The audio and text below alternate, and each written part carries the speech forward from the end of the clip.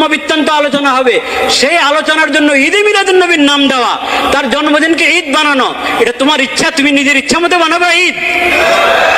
এটা তো শরীয়ত দিবে, নবীজির আদর্শ, নবীজির নিয়ে আলোচনা করছো, তো নবীজির আদর্শ। আমি রাসূলের প্রিয় সাহাবী আব্দুল্লাহ ইবনে আব্বাস বলছি, ইন্নাহা লানাযালাত ফি ইয়াউমিন ঈদাইন। আমি আব্দুল্লাহ ইবনে আব্বাস বলছি, এই আয়াতটা এমন দিনে নাযিল হয়েছে যে দিনটা ছিল মুসলমানদের জন্য দুইটা ঈদের দিন। সুবহানাল্লাহ, সুবহানাল্লাহ, সুবহানাল্লাহ।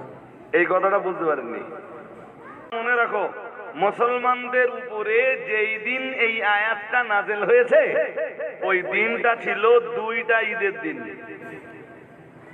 কয়টা ঈদ? কয়টা ঈদ?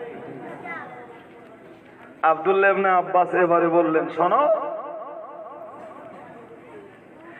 ফি ইয়াউমিল জুমআতি ওয়া ফি ইয়াউমি আরাফাতা।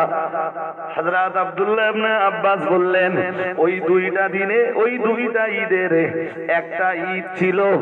আসলে যেদিন এই আয়াতটা নাযিল হয়, এই আয়াত নাযিলের দিনটা ছিল জুমার দিন, শুক্রবারের দিন। সুবহানাল্লাহ, আর তো মন খুলে বলেন,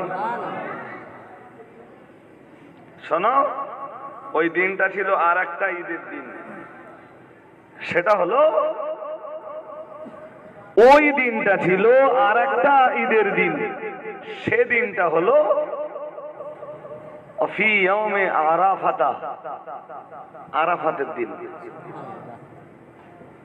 আর একটু মন খুলে বলেন না, সুবহানাল্লাহ। এর মানে শুক্রবার যদি আরাফাতের দিন পড়ে তো সেই বছরের হজকে বলা হয় হজ্জে আকবার,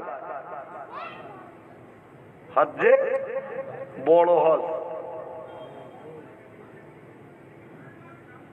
কারণ রাসূলের এই বিদায়ী হজটা ছিল কিবার? কিবার? আর ওই দিন আয়াত নাযিল হয়েছে, একদিকে আরাফাত আর একদিকে জুমা।